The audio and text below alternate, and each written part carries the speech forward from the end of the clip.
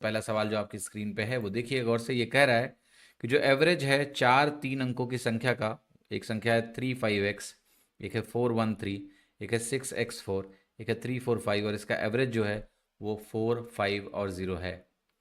तो आपको 3x+1 और 7x-2 का एवरेज निकालना है। तो जिन दो संख्याओं का एवरेज निकालना है, अगर आप उन दो संख्याओं को लिखेंगे तो ये दोनों संख्याएं उसका टोटल ये बनेगा, दो से डिवाइड करेंगे तो एवरेज आएगा। सो अल्टीमेटली आपको जो संख्या मिलने वाली है उसका फाइनल वैल्यू मिलेगा 5x-2, यानी आपका एवरेज 5x-1/2। अगर आप ध्यान से देखें इस नंबरों को, x क्या है, x एक डिजिट है। अगर x एक डिजिट है तो मतलब वो कोई ना कोई नेचुरल नंबर होगा या इंटीजर कह लें, और अगर x एक इंटीजर है तो 5x एक इंटीजर होगा।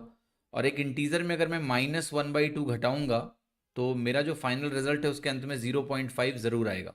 मान ले 10 है, अब 10 में तुमने 0.5 घटा दिया, 1/2 0.5 होता है, तो मेरा आंसर डेसिमल में आएगा, अंत में 0.5 आएगा। इसलिए इस प्रश्न का उत्तर सी के अलावा कुछ नहीं हो सकता है। तो ये है आपकी रॉसम अप्रोच इस सवाल को करने की, कि मेरा जो एवरेज है वो 5x-1/2 बनेगा। और जैसी संख्याएं दी हैं, एक्स एक डिजिट है, एक्स अगर एक डिजिट है, 5x एक इंटीजर होगा, इंटीजर में अगर आधा घटाएंगे तो आंसर में 0.5 आएगा। सी के अलावा कुछ उत्तर हो ही नहीं सकता। Like this.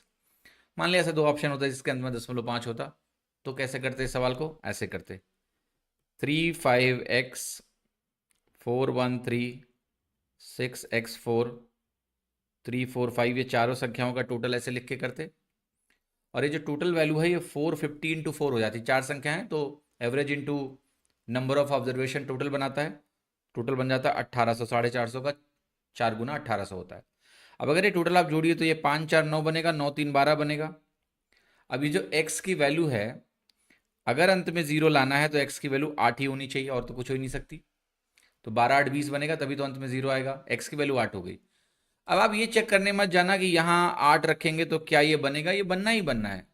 ये क्वेश्चन बनाने वाले की मजबूरी है कि अब x की वैल्यू 8 आ चुकी है, तो अब आप चेक मत करो कि टोटल 1800 आएगा कि नहीं आएगा, वो आना ही पड़ेगा। नहीं आएगा तो सवाल गलत है, हमारी क्या गलती है उसमें।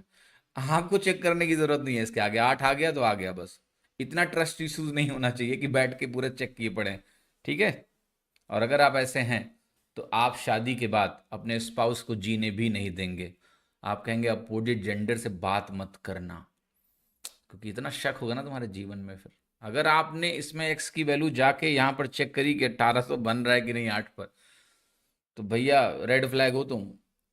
ठीक है, मैं सारे लड़के लड़कियों को बता दूंगा कि भैया इससे विवाह से बचिएगा, बहुत खतरनाक लड़का लड़की है ये भैया।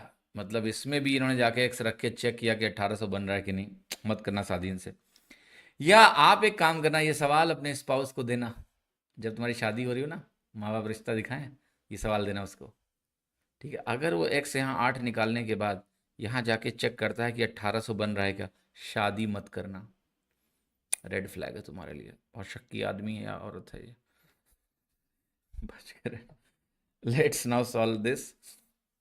8 आ गया तो रख लो यार, तो 5 × 8 -1/2, 40 माइनस आधा क्या हो गया, 39.39।